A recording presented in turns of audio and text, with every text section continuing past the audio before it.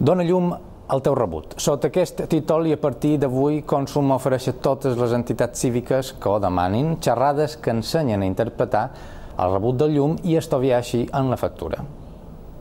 Bueno, entender no entender mucho. Lo que pasa es que unos recibos vienen con 40 y tantos euros y otros con 70 y tantos. No sé por qué.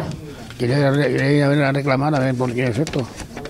Amb preguntes com aquesta i el rebut de l'electricitat a la mà s'han presentat els veïns de Son Gotleu a la primera xerrada que Consum organitza amb l'objectiu d'aclarir els dubtes que genera als ciutadans la factura de la llum.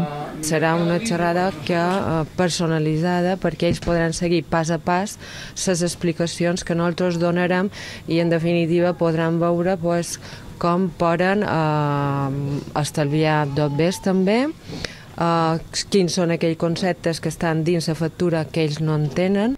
S'explica, per exemple, que la companyia que ens subministra l'electricitat es pot escollir lliurement, de la mateixa manera que es pot escollir la potència que volem contractar. Com més en vulguem, més car ens sortirà, però donarà garanties per no patir talls puntuals per sobrecàrrega. Prenen nota també de com estalviar.